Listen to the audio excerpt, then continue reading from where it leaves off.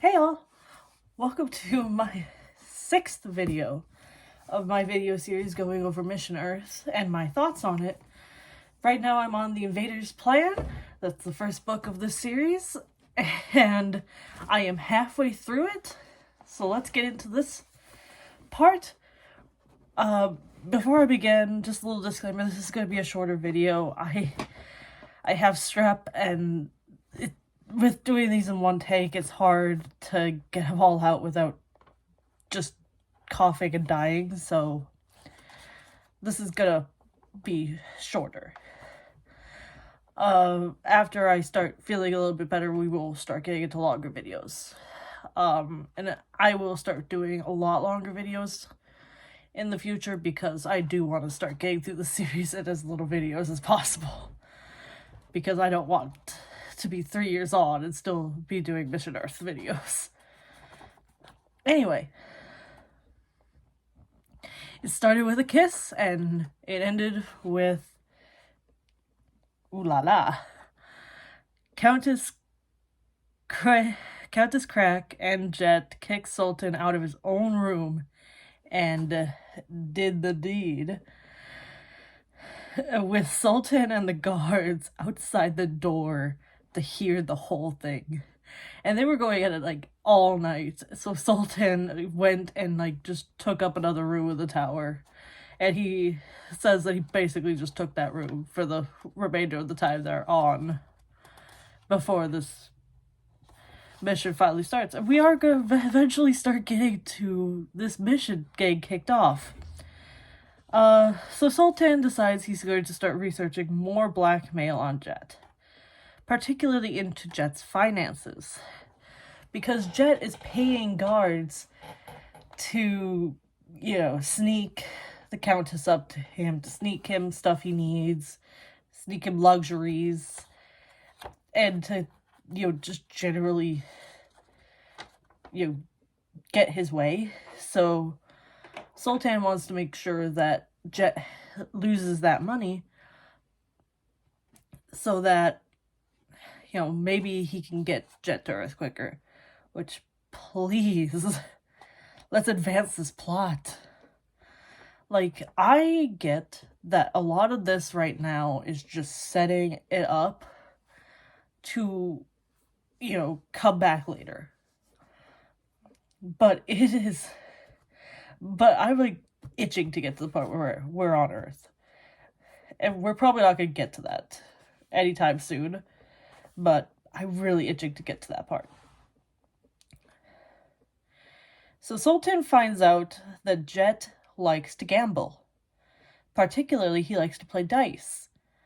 But he finds out that Jet is really good at dice. He's really good at games of chance.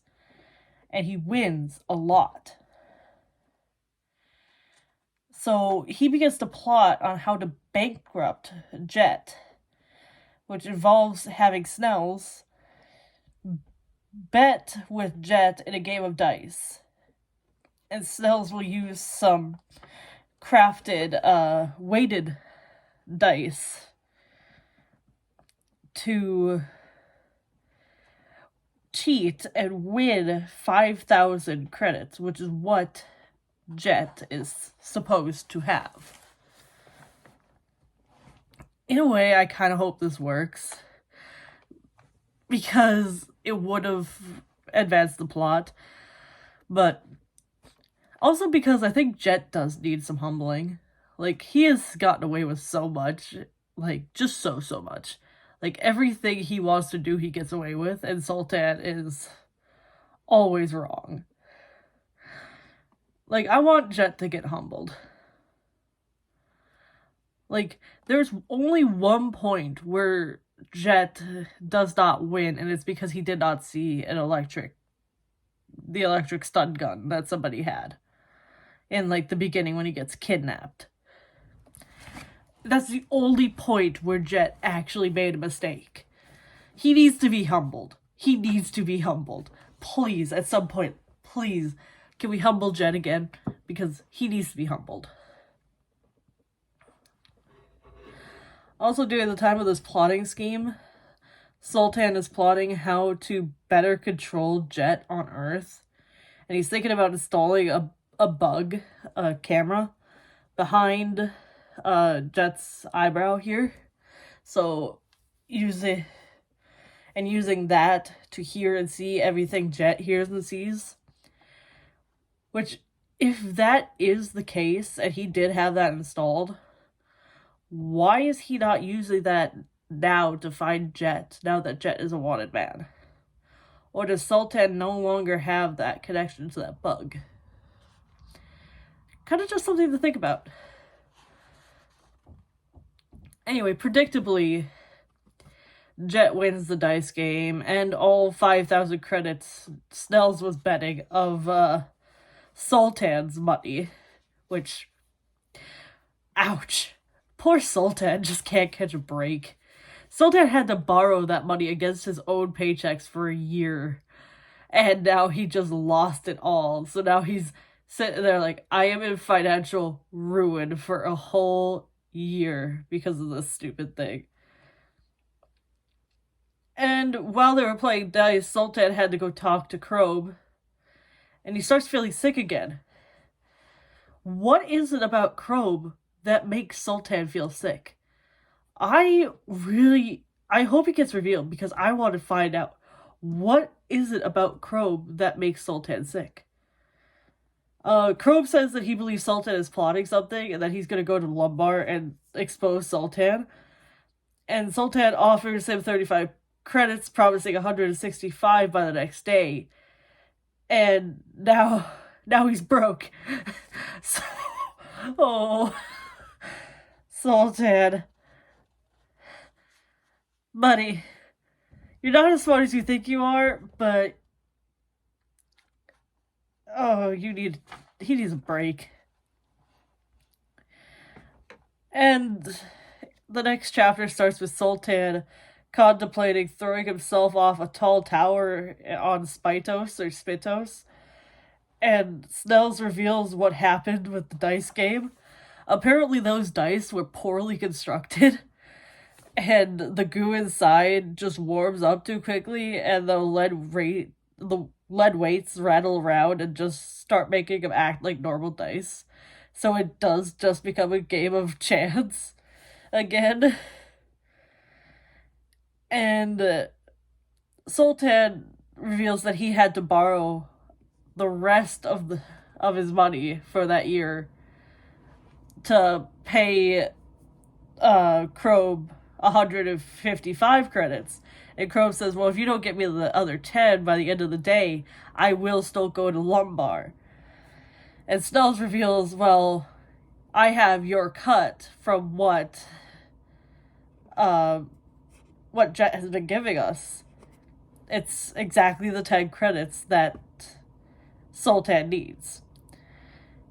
And Sultan goes, I owe Krobe 10 credits. Go give it to Krobe. So, problem solved on that front.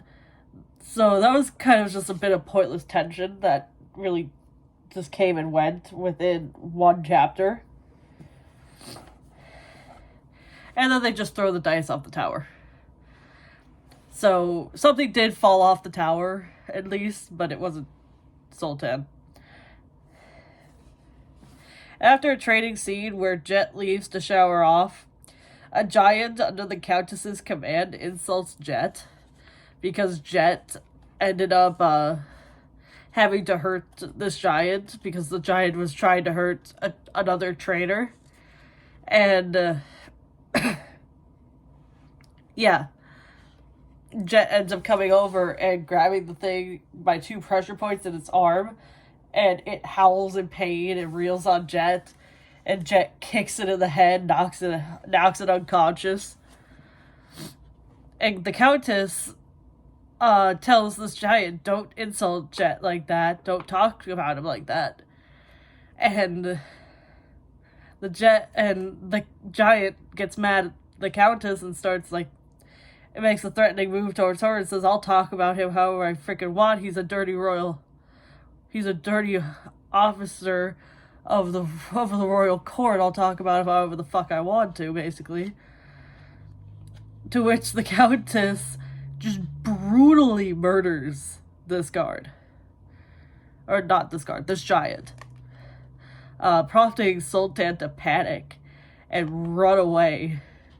Like, and this actually starts the plot to get Jet to Earth. Much to the Countess's chagrin. So Sultan convinces Jet that Spytos is dirty, and that he is above being a place like this, and starts making Jet want to roam and get out of the place and start seeing the world and seeing the galaxy. And Jet, the next day, starts prepping to leave. Seemingly. I don't know if this is going to be for real this time or not. And just like Sultan, at this point, I don't really think it's going to happen at as fast as it's going. But Jet decides to take Sultan to the apparatus hangars to find a better ship than just a freighter to get to Earth.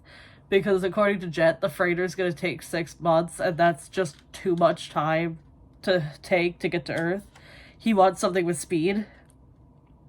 And here it is revealed that Sultan is very afraid of heights. They get on this hook on a crane, and Jet's sitting there. He's got one leg off the hook. He's holding on with the other hand. He's swinging about, and Sultan's death gripped for dear life.